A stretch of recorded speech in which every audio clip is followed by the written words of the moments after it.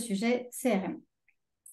Alors, Solidatech, comme dans les grandes lignes, vous devez être nombreux à le savoir, c'est donc un programme de solidarité numérique dont le but, c'est d'accompagner les associations dans leur transition numérique pour qu'elles aient plus d'impact grâce au numérique.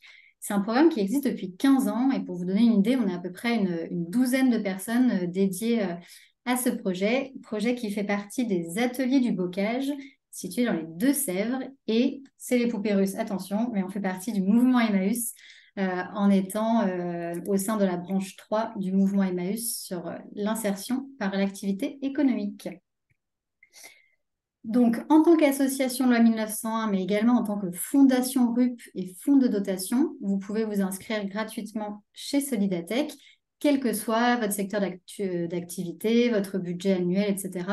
On a vraiment de tout parmi nos bénéficiaires, de la petite association avec quelques bénévoles jusqu'au réseau qui ont des centaines de salariés. Donc, a priori, tout le monde y trouve son compte. Alors, concrètement, comment est-ce qu'on accompagne les associations en matière de numérique? Par trois biais. Le premier, c'est d'aider les associations à s'équiper, tout simplement, en termes de logiciels comme de matériel informatique, le tout à tarif réduit, et d'accompagner également les associations dans le développement de leurs usages numériques. Donc là, on met plein de ressources à disposition et de formation. Et enfin, on coproduit et on diffuse des savoirs sur la transition numérique.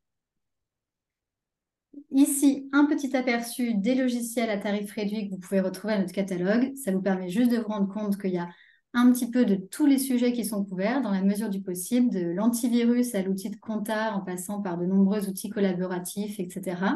Et aussi bien des solutions internationales comme Adobe, Microsoft, Norton, etc., que des solutions françaises comme c'est le cas avec NetExplorer, TalkSpirit, AssoConnect, INSIA, etc. Le matériel informatique, vous pouvez garder en tête qu'on nous propose quand même avant tout du matériel reconditionné, donc par nos propres ateliers, par nos collègues en insertion, mais qu'on a également une petite part de matériel neuf grâce au partenariat avec Cisco et Dell. Et enfin, un slide pour vous donner forcément, hein, c'est rapide, mais un aperçu de ce que j'entends sur la partie accompagnement. On a beaucoup de ressources qui sont à votre disposition en toute autonomie et gratuitement avec notre centre de ressources, le fameux que j'évoquais au début, dans lequel vous retrouverez le replay de ce webinaire d'ici quelques jours. Newsletter hebdomadaire, un outil de diagnostic numérique qui est vraiment dédié au secteur associatif et très, très riche, très complet. Prestatech, qui est une plateforme qui recense des prestataires numériques, des formateurs numériques, etc., pour vous faciliter les recherches, et puis des webinaires tels que celui-ci, en général une fois par mois sur un sujet de fond. Vous dire aussi qu'on est en matière d'accompagnement plus sur mesure, on est organisme de formation certifié Calliope et on propose tout un catalogue de sensibilisation aux enjeux du numérique. Donc voilà, RGPD, communication digitale, travail collaboratif, il y en a pour tous les goûts et surtout tous les besoins. Et voilà, je vais terminer sur ce slide, juste m'attarder sur un chiffre, le fait qu'il y a plus de 40 000 assos qui nous font déjà confiance et qui se reposent déjà sur nous pour s'équiper et pour progresser en matière de numérique. Donc, on me demande qu'à ce que vous nous rejoigniez si ce n'est encore le cas. Voilà pour ma part.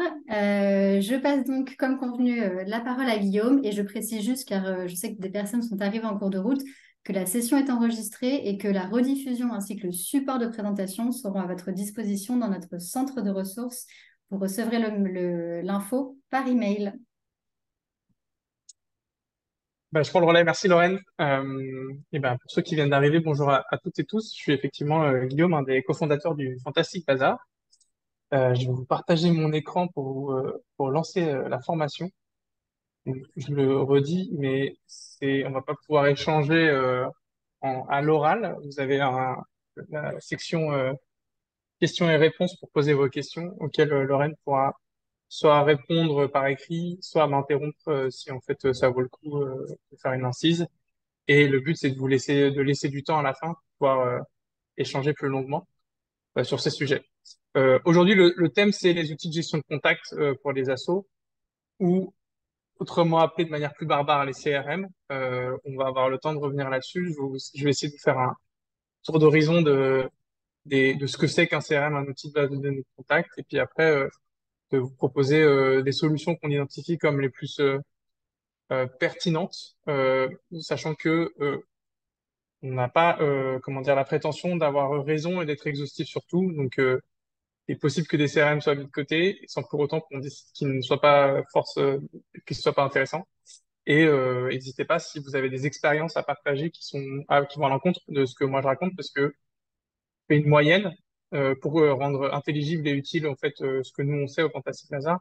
Mais il y a toujours des situations où en fait ce que je vais dire, bah, l'inverse va être vrai aussi. Et c'est l'expérience partagée de tout le monde qui fait que le webinaire est comment dire riche. Sur le Fantastic Bazar de manière générale, nous aussi, on accompagne les assos sur leur transition numérique. On est plus sur un modèle d'agence digitale. En gros, nous, le Fantastic Bazar, on l'a créé il y a 5 ans autour de la problématique de rendre accessible le numérique aux assos pour qu'elles en fassent un levier d'impact en interne. Et pour être complémentaire avec des structures déjà existantes comme Solidatech, nous, on propose, on a en gros deux grandes activités. C'est du conseil, donc on vient accompagner l'asso pour faire le lien entre quel est son ADN, quels sont ses bénéficiaires et en fait quelle est la place du digital dedans. Et après, on fait conception et développement informatique en utilisant essentiellement du no-code. Donc, c'est des outils qui sont déjà pas mal construits. On vient les mettre ensemble pour créer des interfaces complexes. Le but étant de rendre accessible ce qui, il y a 10 ans, coûtait très très cher, 40, 50 000 euros, de les rendre plus accessibles, plus agiles pour les assos, pour à chaque fois faire en sorte que le digital soit un levier d'impact et pas une contrainte. Et je précise aussi que euh, c'est toujours dans le respect de l'ADN et des bénéficiaires des assos, puisque en fait le digital, c'est à vous de dire où est-ce qu'il commence et où est-ce qu'il finit pour qu'en fait votre impact et l'humain reste au centre de votre activité. J'aurai l'occasion de revenir à la fin. Le but là, c'est d'avancer. On va passer 2 heures sur le Fantasy Bazar, mais on a une boîte à outils où on a pas mal de contenu gratuit et accessible pour les assos à vous partager aussi. L'émission type, je fais très rapidement. Donc, on définit une stratégie digitale. On automatise l'acquisition, la fidélisation de bénévoles, bénéficiaires, donateurs. Quand je dis automatiser, c'est que bah, quand en fait dans votre asso vous remplissez à la main le tableur quand vous recevez un mail d'un bénévole qui veut s'inscrire, et ben en fait nous on va euh, créer un formulaire et si le formulaire existe, on va le connecter directement à la base de données pour l'intégrer. On va faire des mails d'accusé de réception automatique, etc. Par contre, on va pas automatiser le point de contact entre le bénévole ou le bénéficiaire et le membre de l'asso qui va créer le lien et orienter et accompagner. C'est pas le sujet. Création de plateformes, de projets web app. Donc là, on intervient sur tous les sujets. Choisir un CRM, lequel, comment, etc. Structurer les bases de données. Et après, formation et conseils. On a des formations gratuites toutes les 2 semaines sur format de webinaire comme celui-là. Typiquement, ça, c'est un webinaire qu'on fait aussi nous au Fantastic Bazar. C'est pour ça qu'il est construit et on a créé un partenariat avec Solidatech. On adresse des sujets variés autour du digital et il y aura tout ce qu'il faut à la fin de la formation pour que vous puissiez les consulter. OK. Sur notre sujet, aujourd'hui, on parle de base de données de gestion de contact ou autrement appelé CRM. On va revenir sur une définition de ce que c'est qu'un CRM. Un CRM, ça veut dire, alors du coup, c'est un acronyme qui veut dire Customer Relationship Management ou Customer Relationship Manager. Dit autrement en français, c'est outil de gestion de relations de contact.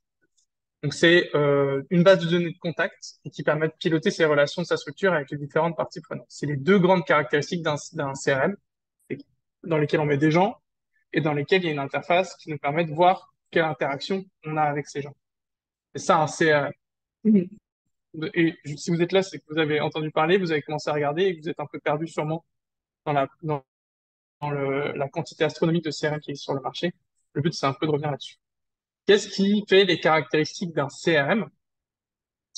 Les caractéristiques d'un CRM, elles sont multiples. C'est que d'abord, c'est essentiellement conçu pour accompagner le travail de gestion des relations interpersonnelles. Alors là, on va revenir. Cette formation, elle est tournée autour du CRM, et là, on a un peu élargi pour aussi parler de base de données de contact. On y reviendra aussi à la fin. Si votre CRM, vous n'en avez l'usage que pour une base de données de contact, à ce moment-là, c'est plus une base de données de contact qu'un CRM en tant que tel. Parce qu'en fait, les interfaces des CRM, et je trouve que c'est important, c'est un peu bizarre ce que je veux dire, mais c'est important parce qu'en fait, vous, ça vous permet de mieux décider après.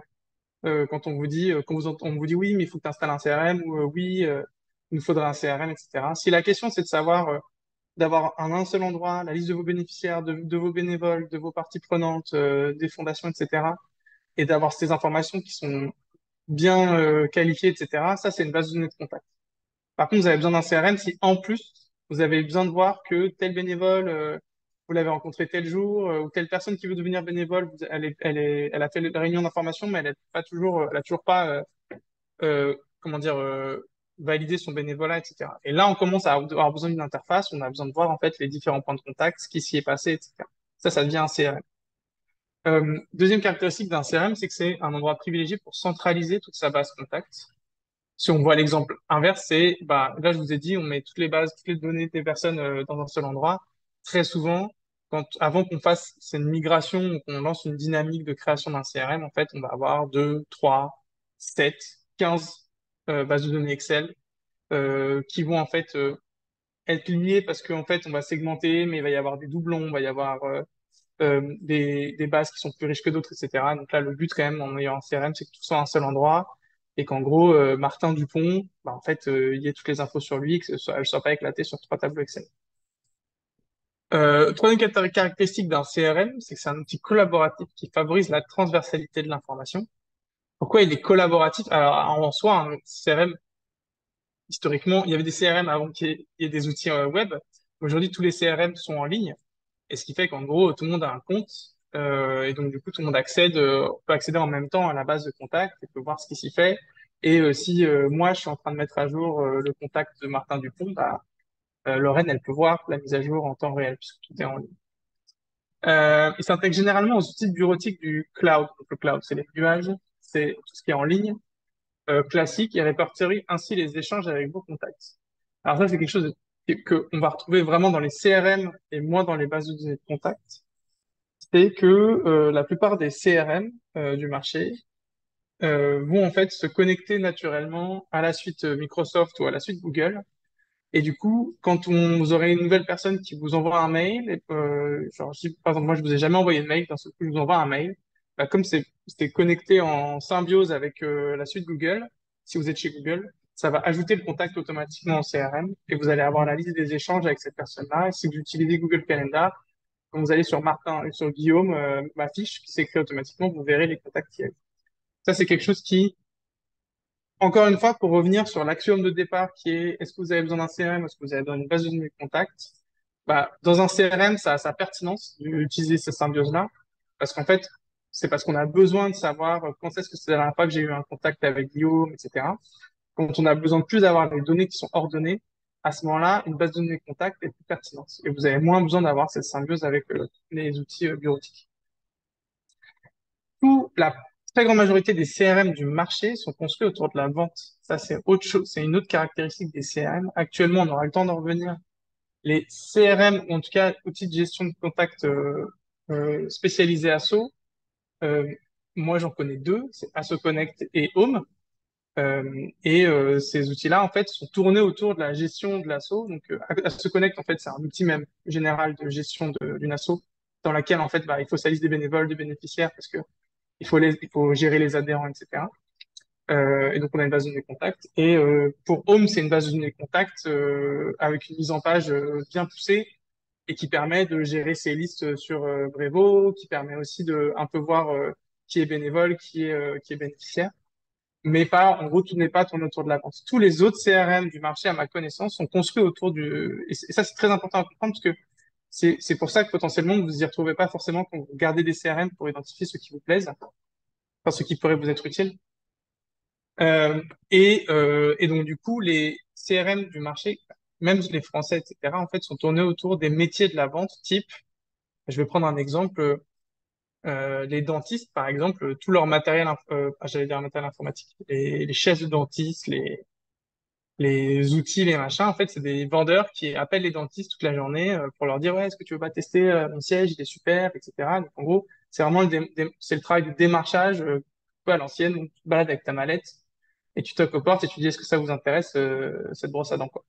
Et ben, les CRM, ils sont tournés autour de cette dynamique-là. C'est-à-dire qu'en gros, ils sont tournés autour de la dynamique de personnes qui passent leur temps à contacter des gens et qui en contactent 50, 100 par semaine et qui ont besoin d'avoir un outil qui permet de voir où ils en sont Alors, à qui est-ce qu'ils ont appelé 2 fois, qui est-ce qu'ils ont appelé 4 fois, etc. Pour le travail associatif, on s'y retrouve un peu moins bien en général parce que les contacts sont nommés clients, prospects, etc.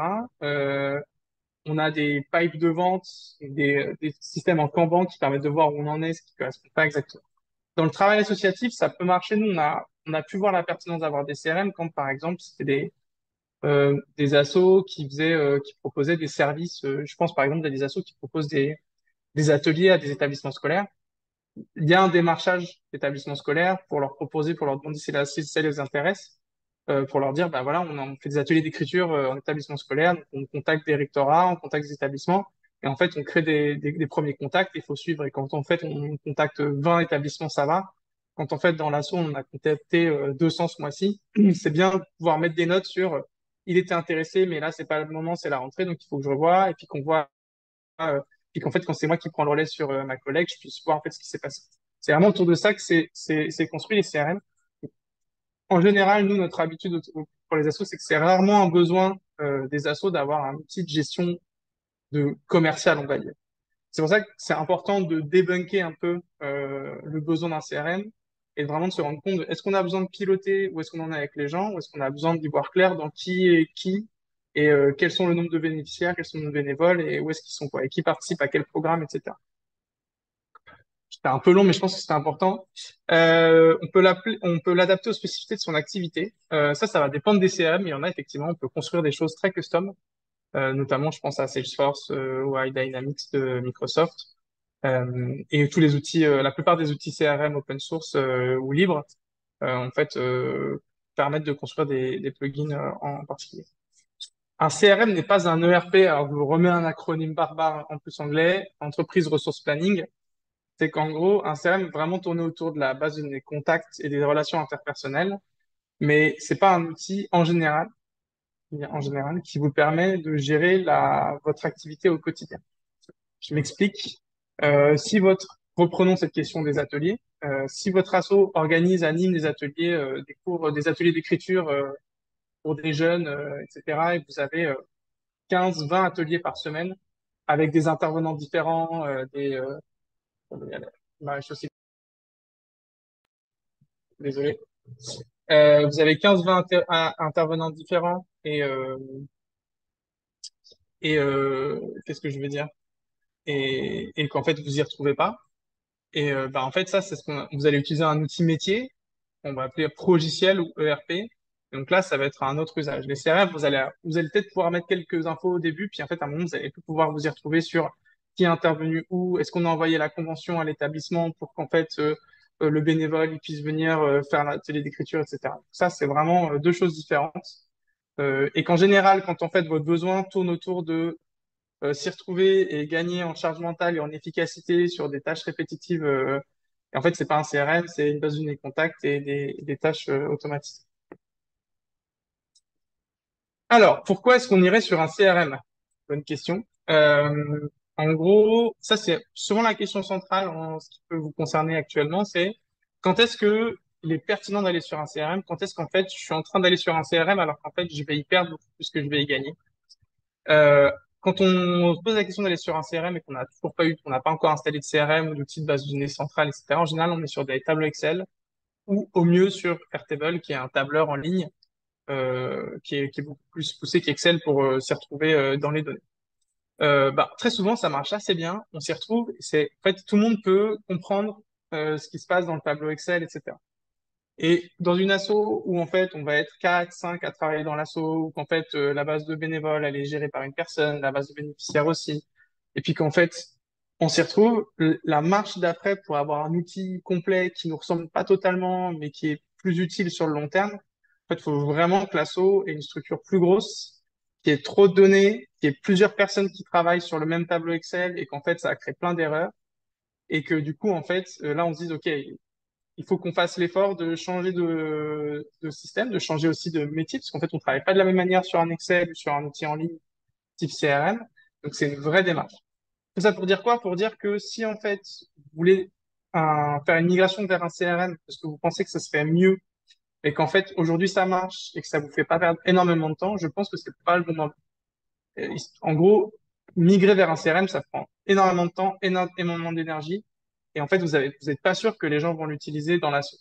C'est-à-dire que la personne qui va porter le projet, elle va trouver ça utile parce que de toute façon, elle le fait. Mais c'est quand même très compliqué à déployer. Enfin, d'expérience, c'est un vrai moment où en fait les gens on leur change leur manière de travailler, ils s'y retrouvent pas comme avant, etc. Donc il y a vraiment quelque chose de, ça doit faire partie d'un besoin structurel de l'asso, sinon elle peut pas avancer. Et donc du coup les défauts, ils ressemblent à ça, c'est qu'il y a des copie-colle, on éparpille entre 10 tables. Quand en fait on est plusieurs à travailler sur la même table, on peut casser des infos, on peut supprimer, on comprend pas où est la dernière info à jour, etc. Et en plus, les tableurs, à la fin, on peut pas les alimenter et s'y retrouver. En gros, ce serait ça ma reco, moi. Qui va profiter d'un CRM? Pour le CRM pur, c'est-à-dire savoir qui est où, etc. Nous, on identifie trois rôles, trois pôles qui peuvent en profiter. C'est les chargés de partenariat. Donc, vous l'avez compris, c'est fait essentiel pour les CRM pas associatifs, plus classiques. C'est beaucoup fait autour de la recherche de prospection, des échanges, etc. Donc, les chargés de partenariat bénéficieraient énormément d'un CRM quand vous avez une asso qui a 10, 15, potentiellement 20 financeurs, par exemple. Euh, une fois que les gens vous subventionnent, il y a toujours un intérêt. Alors, à les tenir au courant, au bout de 3 mois, au bout de 6 mois, où en est l'asso, ce qui s'est passé. Et ça, les chargés de partenariat peuvent profiter d'un CRM pour s'y retrouver sur quand est-ce que c'est la dernière fois que j'ai discuté avec telle fondation, etc. Les chargés de communauté, souvent les CRM, ils sont construits, ils ont aussi des outils de newsletter intégrés. Donc les chargés de communauté, ben, en fait, ils pourraient profiter d'avoir une base de contact qui est bien qualifiée avec les gens qui sont intéressés par telle activité, d'autres qui sont pas intéressés par telle activité de l'asso, etc. Et construire des contenus et des newsletters spécifiques pour eux. Et donc dans ce sens-là aussi, les chargés de communication peuvent en profiter, quoi. Je sais pas où j'en suis au niveau timing. Les typologies de CRM. Euh, Ça, c'est grands types de CRM. Je vois vos questions, j'y répondrai à la fin. Euh, CRM en SaaS ou pas? Alors SaaS, ça veut dire, encore un acronyme, encore anglais, Software as a Service. C'est alors du coup, si vous captez pas et que vous voyez partout, au moins je vais pouvoir peut-être vous donner une compréhension. Il y a longtemps, j'ai mis du temps un peu à comprendre moi, au début quand c'était la mode de parler de SaaS. En fait, dans les années 2000, quand on avait un logiciel, on l'achetait, on avait un CD et puis on était propriétaire physiquement de la version logicielle. On mettait le CD dans la boîte à CD, puis on l'installait, et puis on pouvait l'utiliser éternellement tel quel, quoi. Avec l'essor d'Internet depuis la fin des années 2010, on va dire dans les années 2015-2020, en fait, il y a eu un essor, une explosion de nouveaux logiciels et même d'anciens logiciels où en fait, on paye plus le 14 juin le logiciel 60 euros qu'on installe et qu'on peut utiliser à vie, c'est qu'on paye 10 euros le 14 juin et tous les mois tant qu'on veut utiliser le logiciel. Et donc, en gros, ce logiciel n'est plus un objet dont on est propriétaire à un instant T, mais en fait, ça devient un usage. C'est ça les SaaS. En gros, dès que vous créez un compte sur un site web en ligne pour faire quelque chose, vous utilisez un SaaS. Donc, les CRM en SaaS ou pas, la question c'est est-ce que il est en ligne ou est-ce qu'il est installé sur mes serveurs? On répond à la question Isa et Pidmin. Oui, il y a Eudonet, par exemple, qui est un outil qui peut être installé sur vos serveurs. De manière générale, euh, que ce soit en ligne SaaS ou sur vos serveurs ou sur votre NAS en interne, en tout cas, c'est à distance, quoi. Vous n'avez pas, en fait, l'intérêt d'un CRM, c'est quand même que d'autres gens puissent s'y connecter. Donc, si c'est juste sur votre ordi et que votre ordi casse et que vous avez tout perdu, bah, c'est pas une bonne chose. CRM libre ou pas, eh ben, il y a les deux. Il y a évidemment enfin, le rapport, il est complètement biaisé. Il y a kilomètres plus de CRM non libres que de CRM libres. Les CRM libres que je connais, moi, qui peuvent être pertinents, il y a Odoo CRM. Je crois que Eudonet, ils ont une version open source, mais je ne suis pas sûr. Mais sinon, il y a Sugar et Sugar CRM qui est bien aussi. La question après, c'est que vous ayez les moyens vous, de l'installer, d'avoir des serveurs et d'avoir des gens qui maintiennent. L'intérêt d'avoir faire de l'installation, en tout cas pour ceux qui sont open source et que vous installez sur vos serveurs, c'est qu'en fait l'intérêt de les installer, c'est que vous êtes propriétaire de tout et des données, etc. La contrainte, c'est qu'il faut avoir des compétences techniques. Et après des CRM open source dont on peut les payer comme en ligne, j'ai pas en tête là. Peut-être que Lorraine pourra vous en partager, mais j'en ai pas comme ça. CRM spécialisé dans l'associatif, donc Il y a des CRM spécialisés dans l'associatif et ils ont la particularité qui est quand même très importante, c'est que les prix, les tarifs sont adaptés au secteur associatif. Ça ne veut pas dire que c'est gratuit, ça ne veut pas dire que, quels que soient les assos, vous avez les moyens de le prendre. Mais en fait, la plupart des CRM sont factures par utilisateur par mois. Et ce qui en fait est un problème pour les assos parce que vous allez avoir besoin que vos bénévoles, potentiellement vos bénéficiaires, ils accèdent au CRM. Là où les CRM spécialisés dans l'asso, ils vont facturer en fait en fonction de la taille de l'asso, quel que soit le nombre d'utilisateurs. Donc là, vous avez un gros intérêt. Et puis en plus, comment dire, les usages et comment dire, les fonctionnalités sont plus tournées autour des assos. Le CRM qui peut tout faire, ah, ça c'est les gros CRM type Salesforce ou Dynamics dont vous entendez parler. Là, nous, notre co, c'est qu'il faut être, ils sont très bien. Enfin, c'est des usines à gaz et en fait, les usines à gaz, souvent c'est péjoratif, mais inversement, c'est les trucs où bah, quand on en a besoin et qu'on a les moyens de les installer, c'est amélioratif. Ça veut dire que c'est tellement flexible qu'on peut vraiment faire quelque chose de performant. Dans l'ensemble, je peux pas vous recommander ces outils-là. En tout cas, pas pour un premier CRM.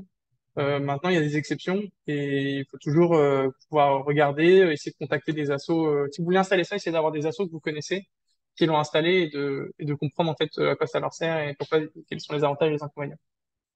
Les CRM connectés avec d'autres outils. Alors ça, c'est une autre chose. Nous, Fantasy Bazar, on est spécialisé comment on dit, en no-code. Et donc, en fait, on a vocation à pouvoir utiliser les données qui sont dans les CRM et les envoyer dans d'autres bases de données ou connecter, par exemple, si vous utilisez Meetup ou Eventbrite pour faire vos événements. Si votre CRM peut le connecter, bah, du coup, on récupère automatiquement la liste des invités qu'on ajoute à la base de données. C'est pareil si vous utilisez des formulaires en ligne, etc., on peut connecter. Donc, il y en a qui ont ces connexions-là, comme Zapier ou Make, et d'autres qui sont complètement fermées. Par exemple, dans les deux CRM associatifs actuels dont j'ai parlé, AssoConnect et Home, Home est connecté à Zapier depuis quelques mois et AssoConnect n'est pas connecté. Ce qui fait que Home, c'est facile d'injecter de la donnée automatiquement dans les contextes que j'ai pu vous présenter. Là où AssoConnect, c'est un peu moins le cas. Et enfin, les CRM français qui ont, du coup, les CRM associatifs dont je vous parle sont français. Il y a d'autres CRM plus classiques qui sont français aussi. Ce qu'il faut garder en tête, c'est que si vous utilisez un outil SaaS anglais ou américain, à l'avenir, il y a des chances que ce soit pas RGPD compatible. C'est quelque chose à prendre en compte. Voilà. Choisir à installer son CRM. Il faut que j'accélère, je pense. Donc, une chose, si vous devez retenir quelque chose, c'est que le CRM en tant que tel, il faut que ce soit une décision stratégique. Je l'ai dit, c'est lourd, c'est compliqué, ça marche rarement bien. Enfin, c'est-à-dire que la transition CRM, elle est rarement genre heureuse et waouh, en fait, ça nous a changé la vie, c'est trop bien, etc. Ça arrive après. Et donc, pendant toute cette phase où en fait c'est compliqué à mettre en place, c'est compliqué à déployer, les gens n'ont pas envie d'utiliser, si vous n'avez pas un soutien de la direction, du conseil d'administration, etc., et que c'est pas une décision stratégique pour en fait passer un cap au niveau associatif, vous allez prendre le risque d'y dépenser beaucoup d'énergie et que ça marche pas. Donc vraiment, gardez ça en tête au maximum. Étape de mise en place d'un CRM, c'est assez classique dans une démarche centrée utilisateur. C'est-à-dire qu'il y a une phase exploratoire où on définit quels sont nos futurs usagers du CRM, de quoi on a besoin, quelles sont leurs pratiques. Donc, en gros, on définit les besoins et les contraintes. On formalise tout ça dans un texte. Donc, on prend un autre document Word et puis on y va, on écrit, voilà qui va l'utiliser, voilà les usages, voilà les fonctionnalités clés. Il faut qu'il soit absolument en anglais parce qu'en fait, on est une asso, on est sur deux continents. Ou alors, il faut qu'il soit absolument en français parce que machin. On identifie, ensuite, sélection du CRM, on va aller regarder des CRM, demander des assos autour de nous et tester un peu ce qui marche. Si on peut, on teste après d'une équipe pilote pour pouvoir voir en fait s'il y a de l'adhésion. On installe et on configure, on forme et on fait le suivi SAV en 3 mois. Ce qu'il faut retenir de tout ce que je dis là, c'est que une fois que vous avez installé le CRM, le travail il commence. Vous avez 6 mois devant vous vous êtes un peu, si c'est vous qui installez le CRM, vous allez être le référent ou la référente CRM et c'est vers vous que les gens vont venir quand ils vont pas réussir à faire leur truc, quand ils vont pas avoir les données qu'ils veulent, etc. Et donc, faut qu'il y ait cette personne-là, sinon, en fait, le CRM, il va être délaissé petit à petit. Donc, il y a un vrai travail de conduite du changement et d'accompagnement sur la question de la formalisation. Nos CRM préférés. Alors, on a 3 CRM préférés au Fantasy Bazar. C'est en aucun cas exhaustif. C'est nos CRM préférés du moment. Folk, il est arrivé il y a 2 mois. En fait, il risque de changer plus tard. Et en fait, ils sont pas préférés. Aujourd'hui, ils sont préférés dans le sens où, dans ce qu'ils font, de bien, ils le font bien. Par contre, ils ont des avantages et des inconvénients. Et donc, du coup, ça veut pas dire que c'est les meilleurs du marché ou que quoi qu'il arrive, c'est l'un des trois ou c'est rien. Donc, dans les CRM spécialisés Asso, nous, notre préféré, c'est Home, parce que en fait, il est connecté à d'autres outils qui sont déjà utilisés, comme Mailchimp, comme HelloAsso, comme Sendinblue, Brevo, et quand du coup, vous allez pouvoir en fait profiter de ces outils-là et de les connecter directement à votre CRM et donc alimenter la donnée. Et en plus, ils viennent de développer une connexion avec Zapier qui permet d'alimenter, etc. Donc, les tarifs sont attractifs. Si vous ne connaissez pas, allez voir l'interface, elle est vraiment agréable. C'est spécialisé Asso, etc. Vous aurez moins, et il y a ce côté un peu plus base de données contact que relation commerciale. Donc, pour moi, ça correspond vraiment pas mal à plein de besoins d'assaut. Ensuite, on a Folk, qui est un CRM français du marché qui est en train de grandir aujourd'hui et qui lui est orienté startup, on va dire. Donc là, si vous allez voir, vous allez me dire, je ne suis pas la cible. C'est quoi cette startup nation, etc. L'intérêt que j'y vois, moi, c'est que tout est orienté base de données. Donc, en gros, vos contacts sont c'est une base de données contact, vraiment. C'est très bien connecté en natif à Microsoft et à Google.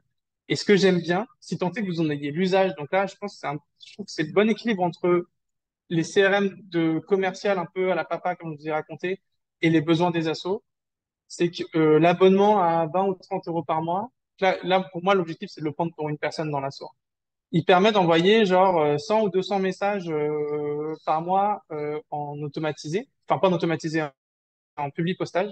Et il y a un truc que j'aime énormément dans l'interface, c'est quand en fait vous générez ces messages-là, en fait, si vous les affiche, tu dis par exemple, je fais un événement, je vais envoyer un message à mes 20 financeurs, mes 20 parties prenantes les plus importantes. Tu rédiges ton message, tu définis à qui tu veux l'envoyer, tu appuies sur envoyer le message, et là, ça te fait un truc intermédiaire où ça t'a généré chaque message individuellement et du coup, tu peux rajouter à la main pour chaque personne si tu as un mot sympa à lui dire qui fait un peu plus personnalisé.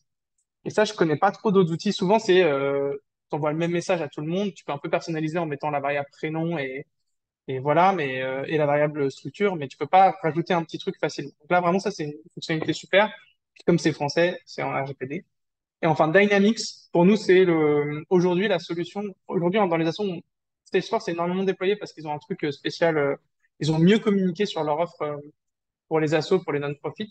Mais Dynamics, en fait, et à travers Solidatech, ils ont une offre asso qui est extrêmement concurrentielle pour un outil CRM aussi puissant et aussi, comment dire, aussi bac à sable. Donc, encore une fois, pour moi, c'est quand même, faut y aller franco, quoi. Il faut avoir des moyens, il faut regarder si c'est bon, il faut être prêt à y passer du temps sur Dynamics, parce que c'est des outils qui sont vraiment usine à gaz, mais les tarifs défient toute concurrence sur ces sujets-là.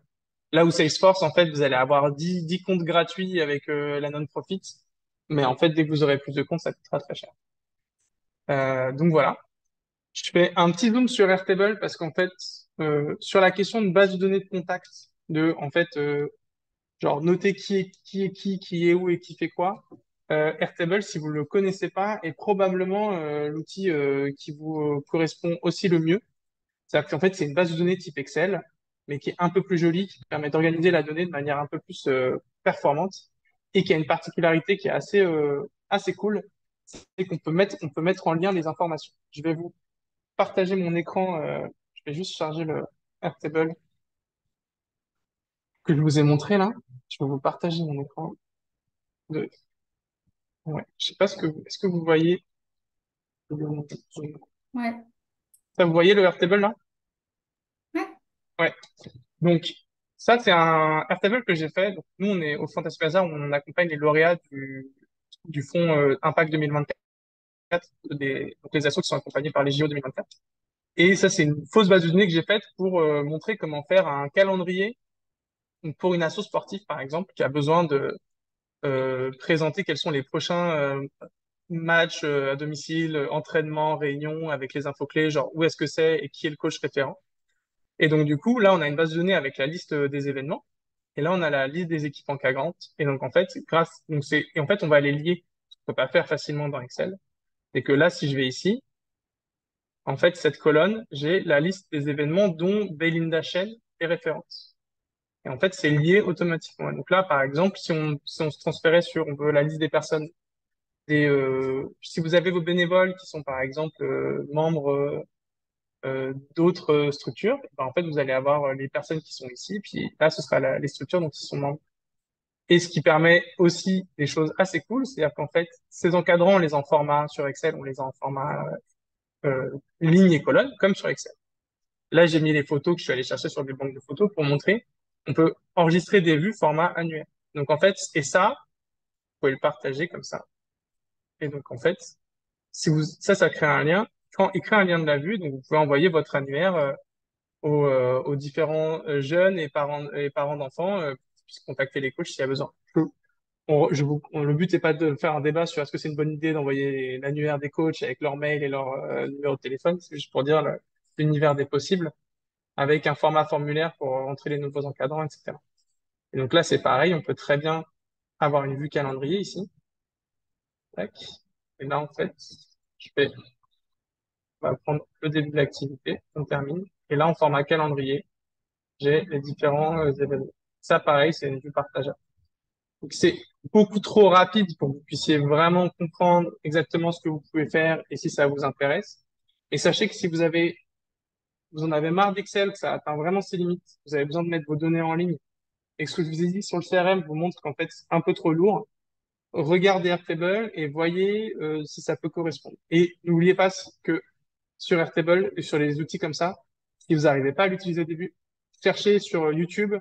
Il y a plein de gens qui vous présentent, qui font vous mettez Airtable pour les débutants, qui vous expliquent comment ça marche, etc. Il y a moyen de prendre en main ça à la cool. Et en plus, bonne nouvelle, il y a à peu près un mois, ils ont accepté, enfin, il y avait, tout était en anglais, maintenant c'est en français. Donc voilà, je voulais juste faire ce petit zoom parce que je pense que c'est euh, plutôt... euh, attends, il est où mon... Il est là. Hop, donc sur Airtable. Et je crois qu'on arrive à la fin. J'ai des miscellanées, ou les petits tips, quoi. Salesforce, c'est rarement oui. Donc en gros, c'est un truc que je mets parce que je préfère prévenir, mais Salesforce est beaucoup installé parce qu'il est gratuit, parce qu'il y a des fondations et des agences de conseil qui en fait l'installent gratuitement. En fait, c'est rarement, c'est trop gros pour être aussi souvent pertinent. Donc, en gros, avant d'y aller vraiment, repasser du temps avec d'autres assos, comprendre pourquoi et comment ils l'ont utilisé, et d'autres qui n'ont pas réussi à l'installer, pas réussi à l'utiliser. Essayez de favoriser un CRM connecté parce que vous savez pas dont vous avez besoin à l'avenir. Chose très importante et qu'il faut du début à la fin valider, c'est qu'il n'y a pas de CRM parfait. Je connais pas de gens heureux une fois qu'ils ont trouvé leur CRM, ils se disent vraiment, c'est parfait, etc. En gros, c'est juste un outil utile à l'assaut qui change les manières de travailler et qui, du coup, en fait, demande de l'investissement. Important, le CRM ne qualifie pas les données. C'est-à-dire qu'en fait, très souvent, les assos, elles, quand on les accompagne, on leur dit dès le début, mais elles attendent la fin pour accepter le fait que s'il y a 1500, 3000, 4000 personnes à qualifier, en fait, c'est un travail de malade. Et si, en fait, l'utilité du CRM dépend de ça, bah, il faut en avoir conscience parce que si vous n'êtes pas prêt, une fois que le CRM est installé, à venir à la main, rajouter, qualifier ces 4000 personnes, ça va pas marcher. Ne pas réduire un CRM à une base de contact, ça je vous l'ai dit. Et CRM libre, open source, en général égale besoin d'un développeur. Pas toujours, mais vérifier que ces sujets-là, soyez attentifs. Et nous, je finis juste là-dessus parce qu'après c'est questions-réponses. En gros, vous aurez la slide et en gros, on a une newsletter tous les mois, un podcast, des formations gratuites où vous pouvez voir toutes les 2 semaines et on a une communauté de chargés de partenariat qui s'est lancée et qui propose enfin, tout ce qui est écrit, donc collaboration tous les mois, on fait des ateliers avec d'autres chargés de partenariat, etc. Donc, voilà, j'ai fini à toute vitesse. Super, merci beaucoup Guillaume pour cette présentation. On va, comme prévu, passer à la session questions-réponses. Il y en a déjà pas mal qui ont été posées en cours de route, donc on va commencer par celle-ci. Et puis si certains ont des regrets, vous pouvez encore les poser. Je vais commencer par une question d'Isa qui s'interroge sûrement comme beaucoup, c'est un sujet classique sur le RGPD vis-à-vis de toutes ces solutions-là. Bah, ça dépend à chaque fois des solutions. Pour dire les choses simplement, la situation du RGPD a changé en juillet puisqu'il y a un nouvel accord entre la Commission et les États-Unis. Donc, actuellement, la plupart des outils américains sont compatibles avec le RGPD. Ça va être recassé, je pense, dans 2 ans, le temps que la justice, enfin, le recours soit fait et puis que la Cour de justice européenne se prononce. Donc, si c'est un sujet qui est très, très important chez vous, urgent, etc., favorisez des outils français. Donc, tous les outils spécialisés ASO sont compatibles RGPD. Et si c'est pas français, essayez de vérifier que les données sont stockées en Union européenne. Donc, typiquement, Microsoft et Salesforce vous permettent de faire ça. Euh, et voilà, en gros, pour le RGPD. Et comme souvent, les outils peuvent être compatibles RGPD, ça ne veut pas dire qu'il ne faut pas surveiller son usage humain, parce que c'est finalement plus souvent des erreurs humaines en matière de RGPD que les plateformes sur lesquelles on s'appuie. Euh, une question de la part de Sylvie qui demande, vers le début, là, quand tu décrivais la possibilité de classer différemment les catégories de contacts, notamment bénévoles, adhérents, etc. Est-ce que ça peut aider sur l'envoi de newsletters? Est-ce qu'en gros, on pourrait, avec un outil comme ça, envoyer des newsletters en fonction de la typologie de contacts? Ouais. Alors, ça dépend des, alors, donc là, il faut que vous soyez attentif, hein, ça dépend vachement des outils que vous utilisez. Parce qu'en fait, tous les outils CRM n'ont pas les mêmes fonctionnalités de newsletter, etc. Mais en fait, en gros, une fois que tu as tes contacts qui sont qualifiés, donc je dis n'importe quoi, mais imaginons une colonne où en fait tu peux dire si tel contact il est bénévole, bénéficiaire, si il est intéressé dans ton asso par l'égalité des chances et ou la crise environnementale, que toi t'envoies une newsletter avec du contenu différent en fonction de ça, tu peux normalement envoyer effectivement du contenu en fonction des qualifications. Il faut juste que ce soit bien structuré dans une base de données.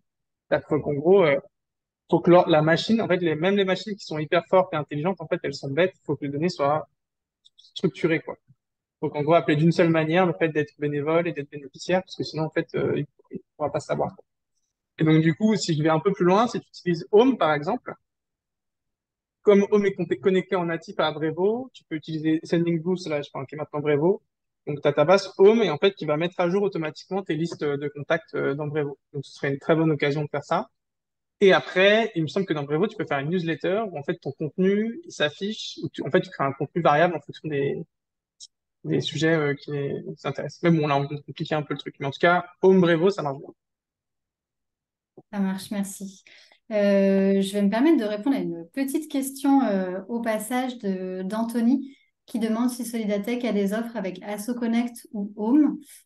Pour information, oui, c'est le cas avec AssoConnect. Je vous mets le lien dans le chat. Selon le secteur d'activité de votre association, en passant par nous, vous avez le droit à -50, voire -80% sur les abonnements AssoConnect. Donc, c'est particulièrement intéressant si cette solution correspond à vos besoins. Voilà, cela étant dit, une question de Nathalie plutôt sur la mise en place d'un outil CRM. Quand tu disais que c'était voilà, que la période était compliquée de transition entre les fameux tableurs Excel et puis les outils CRM, elle se demande s'il ne serait pas du coup intéressant de se mettre directement sur un CRM avant de commencer avec des tableurs. Encore faut-il le faire, Hum, mais est-ce que c'est je dis, possible de commencer d'emblée sur le CRM? pff, la question c'est, est-ce que tu as besoin d'un CRM ou est-ce que tu as besoin d'une base de données contact? Ce serait plus ça. En gros, si tu as besoin d'un CRM, je te dirais que oui. Parce que en fait, ça te fait gagner du temps en termes de conduite du changement. C'est-à-dire que tous les nouveaux arrivants ils utilisent le CRM direct, etc. Mais si en fait tu sais pas, t'es pas sûr d'avoir besoin d'un CRM, c'est-à-dire de savoir vraiment où t'en es avec un tel et un tel, je me lancerais sur une base de données contacts, mais plutôt Airtable du premier coup, quoi. Donc en ligne, avec des données structurées où tout le monde peut voir, etc. Très bien. Frédéric est à la recherche d'un CRM qui facilite la distribution de SMS. Sachant qu'actuellement, pour la faire courte, ils sont sur Brevo, mais ça ne convient pas forcément à son équipe, notamment en termes de gestion des listes, qui n'est pas assez simple. Est-ce que tu as d'autres recommandations de CRM qui feraient le lien comme ça avec les Ouais. réseaux d'SMS? Moi, ma reco quand même, c'est que nous, on utilise tout le temps Brevo pour les SMS et on gère les listes assez, enfin, c'est OK. Donc, en gros, ma première recours, quand même, c'est de pas investir autre chose. C'est potentiellement essayer de faire de la formation en interne pour continuer à utiliser Brevo parce qu'en fait, sinon, tu vas encore potentiellement créer nouvel outil où les gens ne s'y retrouvent pas. Par contre, il y a un outil qui s'appelle Celsi, SEL2SY, qui est un outil français, qui est un vrai CRM, qui est un outil de newsletter intégré, qui est très bien. Pas extra, c'est pas Mailchimp, c'est pas Brevo, mais ça fait très bien le café. Et qui a dans son forfait de base des SMS très peu. Donc tu peux explorer celle-ci. Mais moi, Marocco, c'est formation interne. Parce qu'en gros, nous aujourd'hui, Brevo, c'est notre outil phare pour automatiser les textos, etc. Et on trouve pas pertinent quand il y a Brevo qui est installé, qui est payé, et on préfère continuer à utiliser Brevo plutôt que d'utiliser Twilio ou d'autres services externes qui sont plus ou moins chers, plus ou moins pertinents. Twilio qui a d'ailleurs une réduction via Solidatex. C'est parfait. Une question de Landry pour se rendre compte aussi, parler un peu chiffres. Est-ce que tu aurais, mais c'est forcément une grosse fourchette dont on parle, mais une idée du prix d'une transition de Home vers Dynamics? Waouh! Ou est-ce que si tu as la Euh... réponse, peut-être que c'est inchiffrable comme tel, hein. Enfin, Ouais, ouais, en gros, alors, si c'est, en fait, je peux vous donner, donc, par exemple, Dynamics, j'aurais dû en parler, pardon. Dynamics, tu peux pas l'installer sans travailler avec des agences référencées par Microsoft. Et donc, du coup, il n'y a pas d'agence spécialisée ASO pour la migration vers Dynamics. Par contre, il y en a assez et c'est pas déconnant les prix, mais c'est un budget. Sans donner l'assaut avec qui on avait accompagné, ils avaient choisi Dynamics et en fait, pour une vingtaine de personnes, c'était 25 000 euros l'installation et la formation. C'est-à-dire qu'ils font pas que installer, ils forment et configurent l'outil pour vous. Par contre, dans ces 25 000 euros, il n'y avait pas la migration des données. C'est nous qui l'avions faite en plus. Donc, en gros, extraire les données. Cette asso, elle était chez Odonet. Elle est passée chez Dynamics. Donc, on avait extrait les données et les avait restructurées, refusionnées. Un truc qu'on avait fait, par exemple, c'est qu'ils avaient 300 typeforms. C'est une asso qui crée du contenu pour les assos.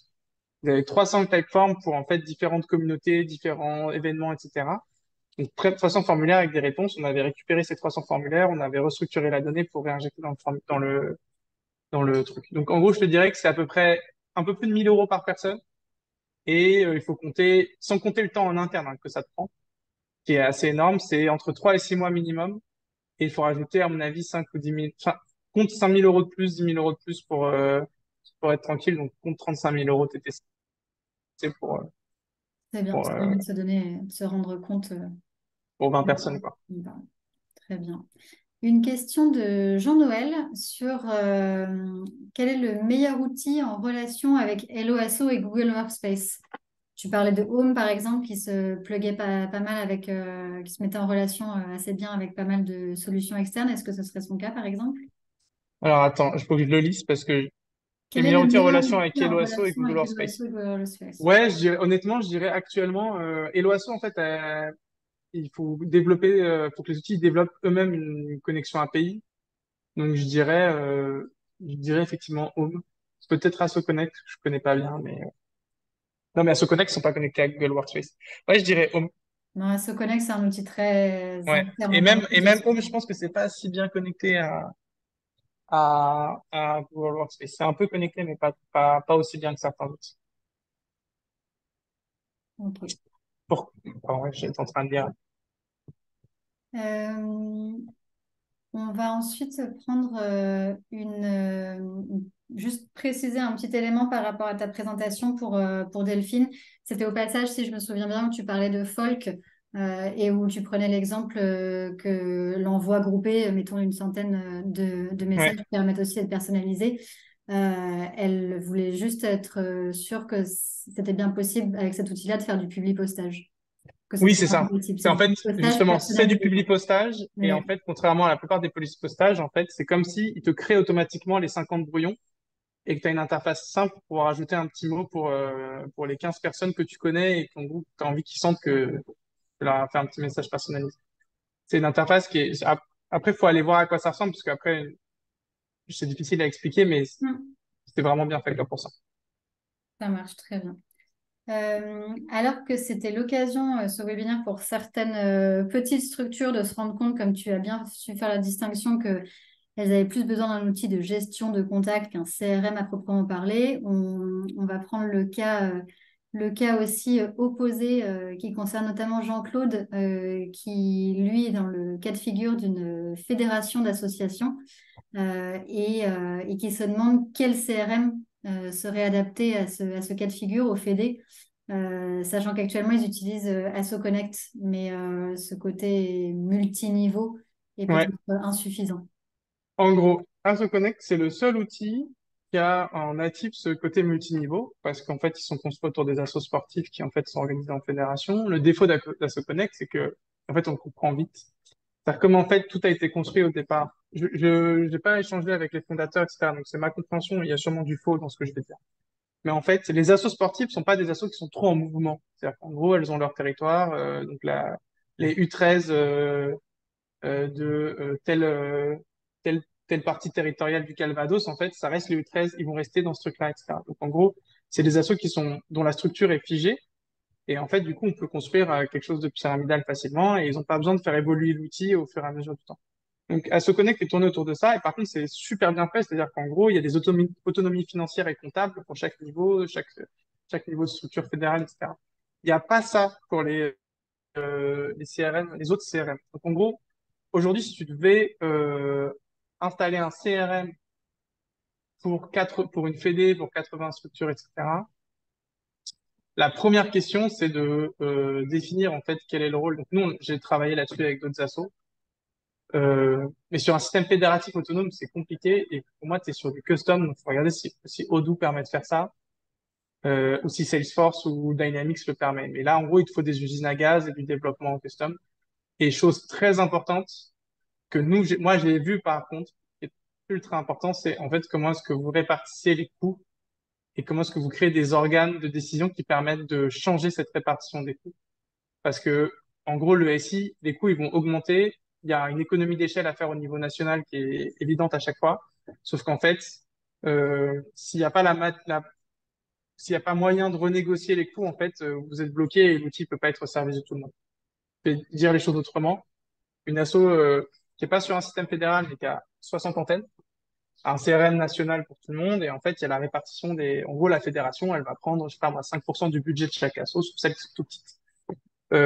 Et en fait, le SI, il est pas cher. Il va être à 20 ou 30 euros par mois par personne. Mais en fait, ça représente un volume qui est tellement important dans la dotation de la fédération qu'aujourd'hui, elle peut pas le faire évoluer comme elle veut. Elle n'a pas les moyens.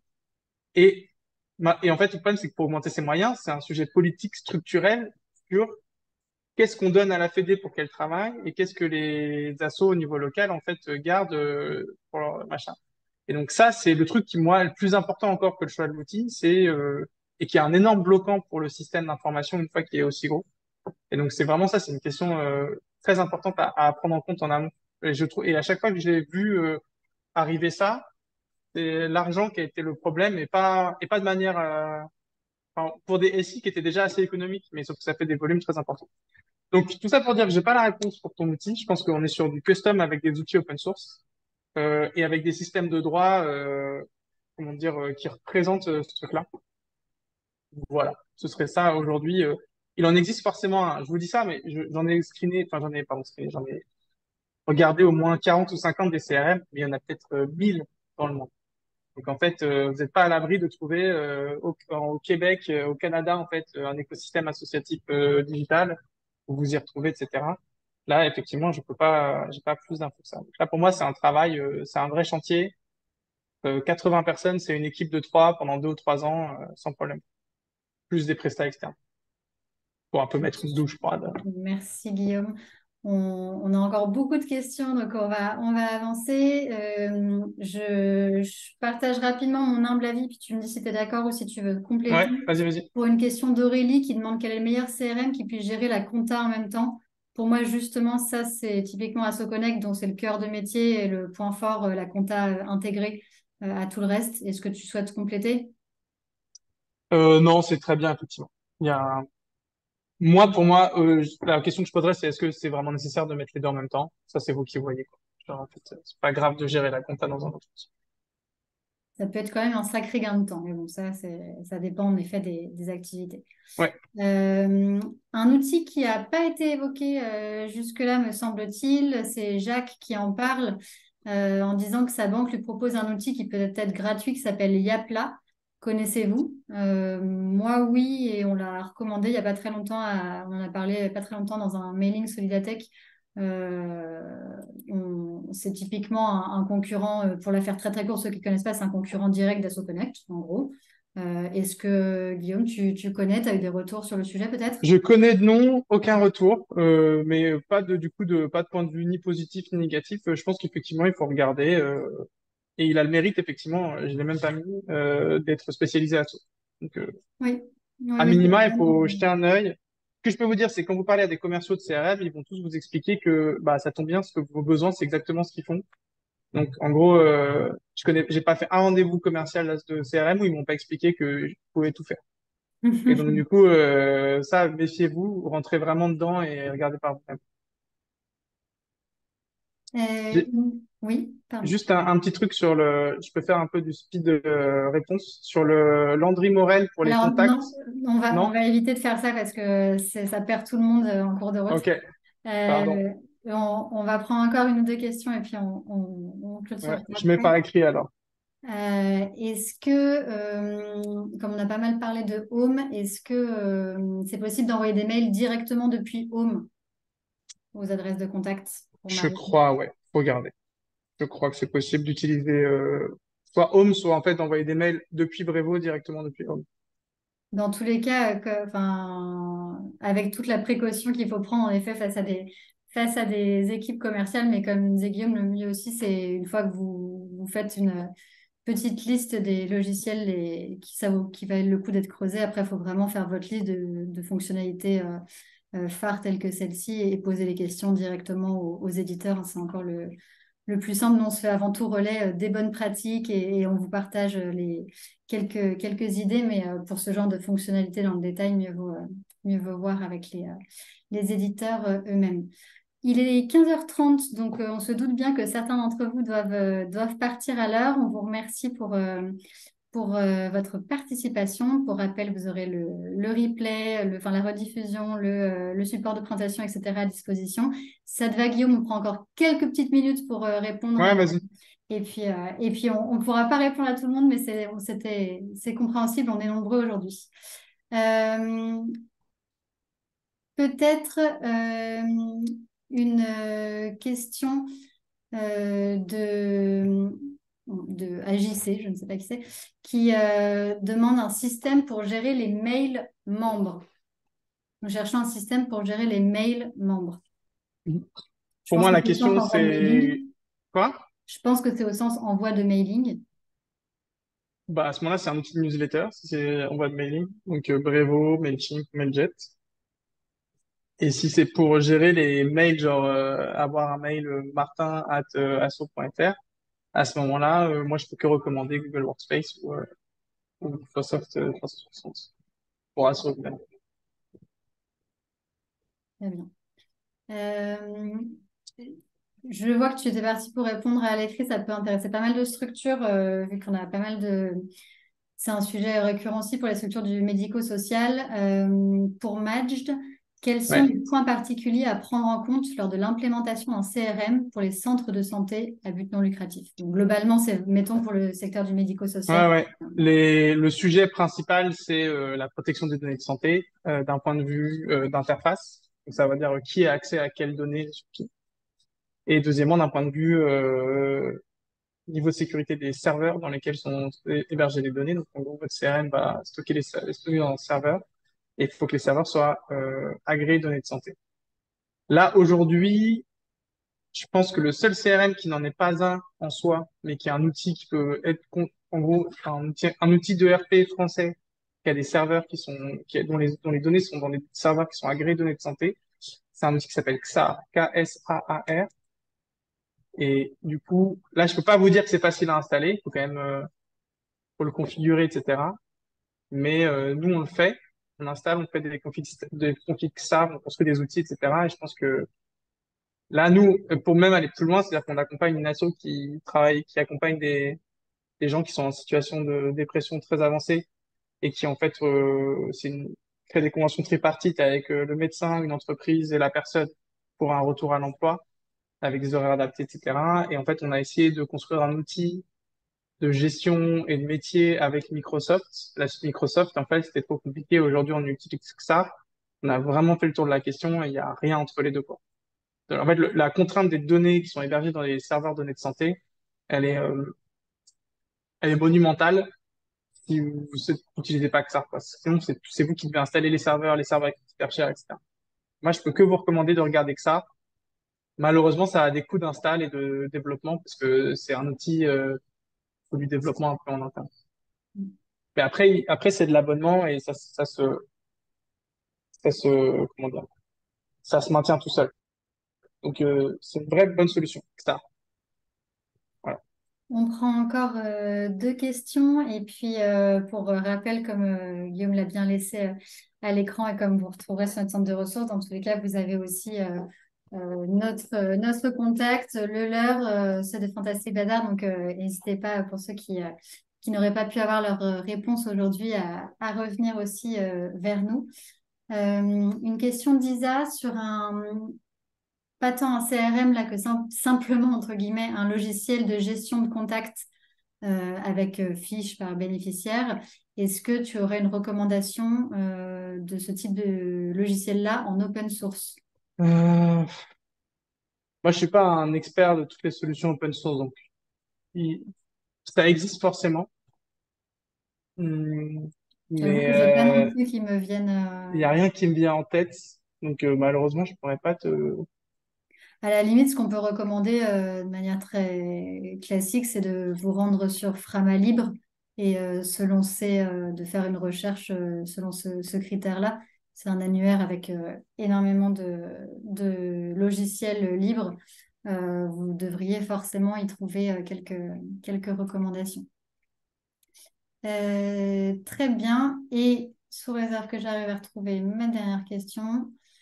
Euh, non. Si. Une question d'Ira Gaël. Je pense, modérant en même temps, j'écoute pas tout, je pense que tu as dû parler de suivi de relations interpersonnelles. Ouais. Oui. Donc, est-ce que tu pourrais donner un exemple de ce que tu entends par là, histoire qu'elle puisse se rendre compte de la profondeur des infos qu'on peut indiquer sur une fiche contact? Euh, Comme c'est quoi? Je vous montre moi ce que j'ai. Attendez. Euh, non, je peux pas parce qu'en fait, vu que ça va être rediffusé, etc.